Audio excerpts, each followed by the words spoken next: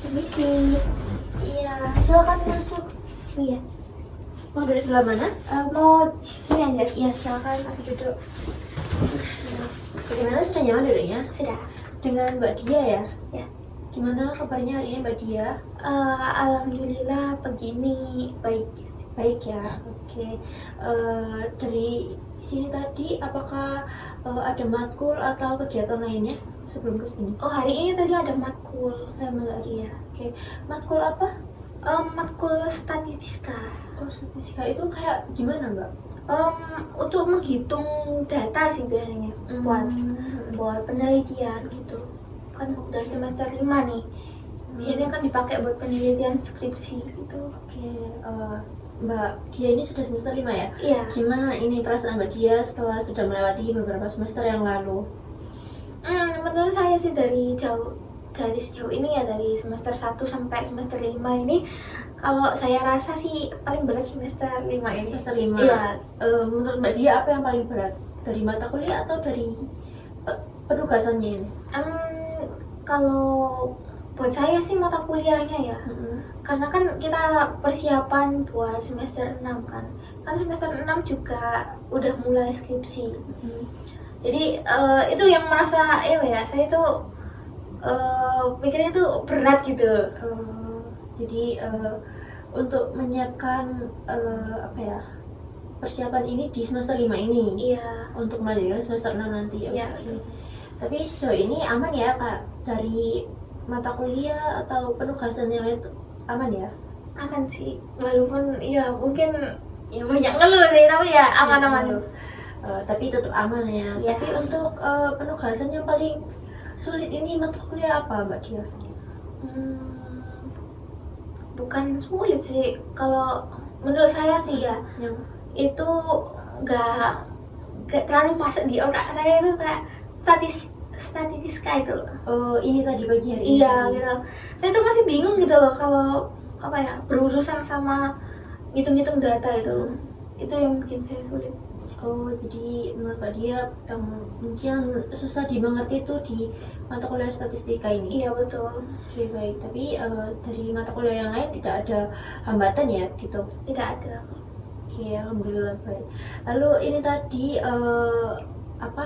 perjalanan ke sini menuju kampus ini macet atau lancar aja Mbak Dia? Kalau hari Senin kan Iya.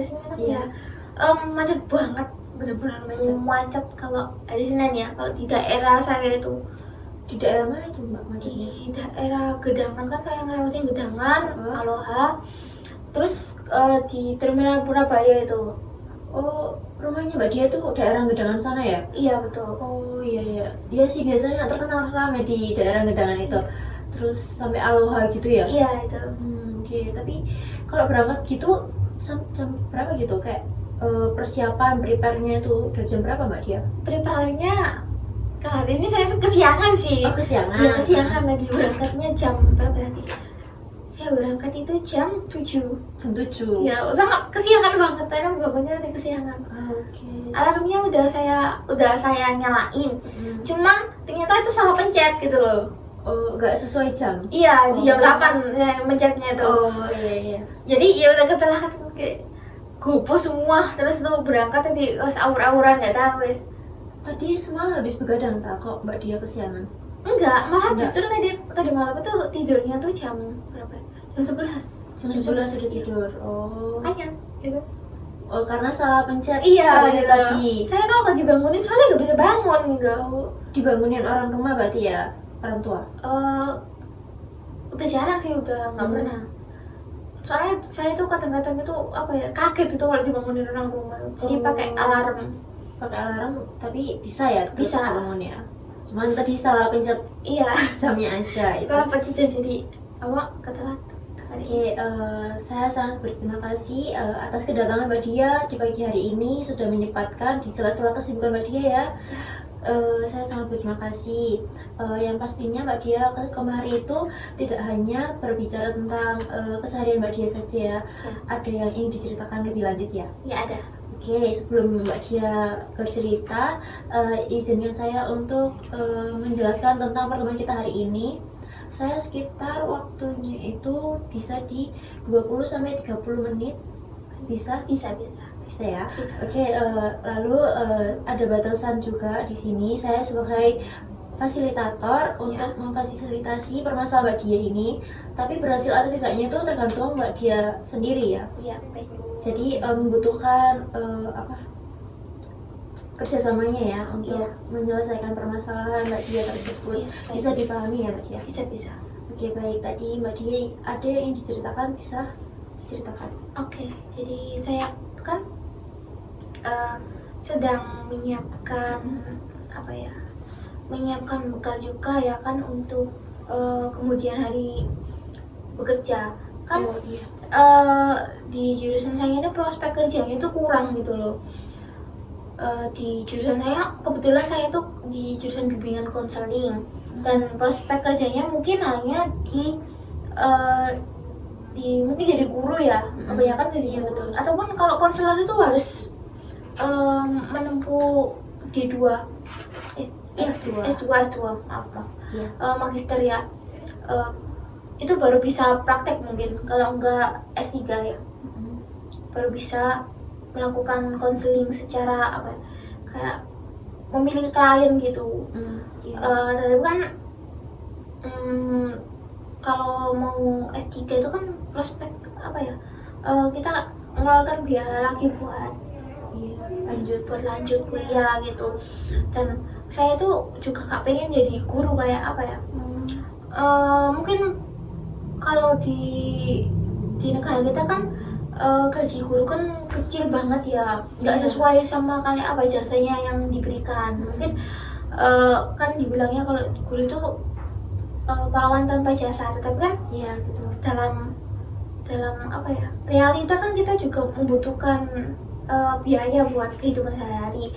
Jadi saya juga menyiapkan untuk kerja di kantor kan. Kalau kita bisa nambah-nambah pengalaman kita, bisa belajar bahasa itu bisa nambah nilai plus buat kita gitu. Iya betul. Jadi saya udah mulai mau persiapkan itu. Jadi saya tuh belajar bahasa gitu. Tetapi saya tuh punya kendala di metode belajarnya gitu. Saya tuh bosan, kayak saya tuh pakai metode belajar yang kayak manual gitu.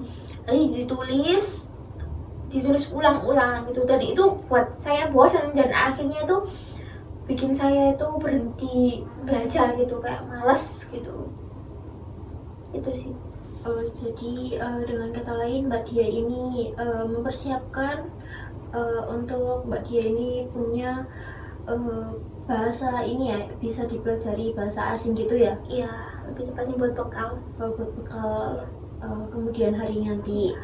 Lalu Mbak Dia ini juga sudah mencoba beberapa seperti cara belajar menulis yang diulang. Iya. Tetapi tidak efektif. Tidak. Oke, itu sudah Mbak Dia alami ya, maksudnya sudah dijalani ya. Iya. Oke, lalu yang sebenarnya Mbak Dia inginkan itu seperti apa dalam situasi tersebut? Saya itu pengennya biar saya itu konsisten gitu loh belajarnya itu. Dan punya cara yang asik gitu, kayak cara baru gitu. Kalau saya punya cara baru buat belajar, itu bisa bikin saya itu semangat belajar gitu. Oh, jadi cara tersebut itu kurang sesuai dengan Mbak Dia begitu? Iya gitu. Bikin saya itu gampang ke distract gitu. Kalau yang saya lakukan itu nggak asik tuh saya males gitu biasanya. Jadi itu menurut Mbak Dia kayak belajar yang membosankan ya? Iya, diulang-ulang dan tidak masuk di Mbak Dia begitu? Iya. Oke, baik. Menurut Mbak Dia itu orang yang seperti apa dalam belajar bahasa asing ini, saat belajar bahasa asing ini? Menurut saya sih, saya tuh punya semangat tinggi sih buat belajar gitu. Tetapi saya melihatnya kalau ada sesuatu hal yang unik kayak hal baru tuh saya baru belajar. Kayak semisal saya melihat konten-konten tentang belajar bahasa Jepang gitu ataupun bahasa Inggris ya. kayak percakapan gitu, itu baru saya itu kayak semangat belajar lagi gitu. Jadi ada hal baru. Ya, itu yang membuat menarik belajar Mbak Dia gitu. Iya, untuk minat belajar saya. Oke, baik. Menurut Mbak Dia, bagaimana Mbak Dia itu menilai orang lain tentang belajar bahasa asing tersebut? Kalau menurut saya sih, penilaian saya terhadap cara belajar di luar itu, sekarang kan teknologi udah maju ya. Jadi orang-orang kan seperti memanfaatkan teknologi gitu loh. Jadi menggunakan teknologi buat belajar. Kan jadi mereka tuh bisa saling mengobrol, saling seperti praktek gitu loh, praktek berbahasa gitu. Jadi banyak informasi yang bisa didapat dari luar gitu. Jadi nggak monoton mungkin belajar dari buku gitu. Jadi lebih mengasihkan dibandingkan dengan belajar dengan buku. Oke, baik. Lalu apa yang sudah Mbak Dia ini lakukan sebelumnya? Saya sudah mulai belajar menggunakan metode buku. Jadi saya itu hanya setiap harinya di jam 8 ya, jam 8 malam sampai jam 9 malam itu saya menulis. Jadi saya membaca buku, kan di bab ini semisal ada tentang tanda baca gitu. Terus itu yang pertama kan huruf-huruf ya, saya jadi menulis huruf dasar, terus itu mengulangnya kembali seperti A gitu, ditulis berkali-kali gitu, dan penyebutannya dan cara menulisnya gitu, dan itu membuat saya bosan. Oke, jadi sudah pernah mencoba dengan kayak cara menulis ya, secara berulang. Iya. Oke, baik. Lalu sudah berapa lama Mbak Dia melakukan teknik tersebut? Saya udah ngelakuinnya selama 1 tahun. 1 tahun? Ya. Cukup lama ya berarti ya Mbak Iya, Dia? sudah lama. Oke, dan menurut Mbak Dia itu juga kurang efektif? Iya, kurang efektif. Dengan Mbak Dia melakukan hal-hal tersebut tadi yang sudah Mbak Dia jelaskan, menurut Mbak Dia itu apakah sudah sesuai dengan tujuan yang Mbak Dia inginkan tersebut, yang ingin Mbak Dia capai tersebut? Kalau menurut saya sih udah sesuai. Cuman dari cara-cara yang udah saya lakukan itu belum efektif gitu buat jangka panjangnya gitu. Kan karena saya bosen, jadi saya tuh banyak menunda waktu buat belajar gitu, banyak berhentinya. Jadi itu sih yang saya rasa kurang efektif gitu. Jadi kurang efektif di gaya belajarnya saja, cuma sudah betul untuk mencapai tujuan selanjutnya, betul begitu ya? Iya. Oke, baik. Tadi Mbak Dia kan mengatakan bahwa gaya belajar tersebut kurang efektif untuk Mbak Dia. Nah, untuk planning selanjutnya di kedepan ini, Mbak Dia ingin melakukan gaya belajarnya seperti apa yang menurut Mbak Dia itu efektif bagi Mbak Dia dan tidak merugikan waktu dan aktivitas keseharian Mbak Dia yang lain? Menurut saya sih ya, di kayak belajarnya saya tuh udah nonton kayak konten-konten gitu. Kebanyakan orang-orang yang di luar sana yang udah bisa, kayak udah berhasil gitu, itu menggunakan media belajar online gitu, menggunakan aplikasi. Jadi aplikasinya itu yang saya lihat itu bisa praktek dengan melalui game. Jadi kita itu bisa belajar dengan kata-kata yang kosakatanya diacak gitu. Lalu kalau kita sudah selesai, kita ingin praktek, nanti kita itu bisa untuk mempraktekannya langsung dengan orang yang seperti orang yang natifnya gitu loh, kayak orang luar negeri yang udah bisa bahasanya, kan emang bahasanya gitu. Jadi warga aslinya juga? Iya, warga aslinya gitu, bisa praktek langsung gitu. Jadi itu menurut Mbak Dia yang efektif gitu ya? Yes. Apakah itu tidak mengganggu jam keseharian Mbak Dia? Kalau jamnya mungkin nggak ganggu ya, soalnya sama seperti yang sebelumnya gitu, di jam 8 sampai jam 9 malam itu saya free. Biasanya kan cuman scroll aja. Kalau saya ngerjain tugas itu biasanya di habis maghrib. Jadi cara belajar yang Mbak Dia katakan tadi yang dengan menggunakan aplikasi game itu tadi dan bisa mengobrol interaksi dengan orang yang sudah fasih atau orang aslinya dari bangsanya sendiri gitu ya, warga asli, warga lokal gitu ya. Itu menurut Mbak Dia yang paling efektif dan tidak mengganggu keseharian Mbak Dia, betul? Iya. Oke, baik. Lalu apakah Mbak Dia sendiri itu juga sudah tahu bagaimana cara menggunakan aplikasi tersebut dan sudah memiliki aplikasi tersebut? Kebetulan saya sudah coba downloadnya dan saya udah cari tahu bagaimana cara pengaplikasiannya di di handphone. Caranya sih udah cuman daftar melalui Gmail dan saya udah daftar. Tinggal saya tuh melanjutkan cara belajarnya saya aja. Jadi tinggal mengimplementasikan saja ya? Iya, betul. Jadi semua aplikasi sudah siap dan Mbak Dia juga sudah tahu cara mengaplikasikannya itu seperti apa gitu. Iya, sudah. Apakah ada cara lain untuk menambah gaya belajar Mbak Dia atau hanya itu saja? Kalau cara lain sih saya berteman juga sih sama orang lain gitu. Banyak cari teman yang mungkin dari negara aslinya atau teman-teman Indonesia yang bisa belajar bisa menggunakan bahasa asing gitu. Jadi Mbak Dia ini juga mempunyai koneksi atau pertemanan dengan orang aslinya sendiri ya, warga aslinya sendiri dan juga orang Indonesia yang sudah mahir menggunakan bahasa asing tersebut. Iya, kebetulan mereka udah mau bantu saya gitu kalau saya mau praktek, dan ketika saya ngomong bahasa asing terus itu ada sesuatu dikit yang salah gitu, mereka bantu buat benahin gitu. Jadi teman Mbak Dia ini juga membantu Mbak Dia ya, tidak langsung dengan belajar ngomong dan ngobrol itu juga teman-teman Mbak Dia juga mengoreksi gitu di mana letak kesalahan Mbak Dia. Iya. Oke. Lalu apakah ada lagi? Sudah, itu aja sih. Tinggal mengaplikasikan aplikasi tadi ya? Iya.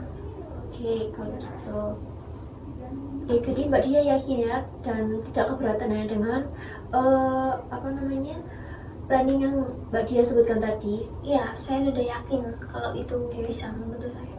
Oke, baik. Jika Mbak Dia sudah yakin, mungkin Mbak Dia bisa mengimplementasikannya dan untuk mengevaluasi Mbak Dia berhasil atau tidaknya dan efektif atau tidaknya gaya belajar tersebut mungkin bisa kita bahas di pertemuan selanjutnya. Untuk pertemuan selanjutnya Mbak Dia bisa di hari apa? Mungkin di hari Senin depan aja ya. Senin depan aja ya. Mungkin untuk wait. Kalau Senin depan sebenarnya belum berjalan sih. Belum berjalan efektif. Di bulan depan aja. Bulan depan ya. Iya. Oke, mungkin ada sekitar 1 bulan ke depan. Iya, berarti di selesai tahun baru ya, di Januari. Iya. Oke. Iya. Untuk waktunya mungkin bisa Mbak Dia yang menentukan saja. Iya, nanti saya bisa menghubungi WA lagi. Oke, baik. Saya sangat berterima kasih Mbak Dia sudah memberikan cerita. Saya sangat berterima kasih Mbak Dia sudah bercerita tentang permasalahan Mbak Dia, sudah mau berkontribusi, dan kedatangan Mbak Dia ini saya sangat mengapresiasi sekali. Saya juga terima kasih udah Ibu mau membantu saya buat menyelesaikan permasalahan saya pada pagi hari. Oke, sama Mbak Dia. Ya, terima kasih. Kalau begitu saya mau lanjut untuk kuliah ya, Bu. Oke. Mari saya antar ya. Terima kasih, Bu. Iya.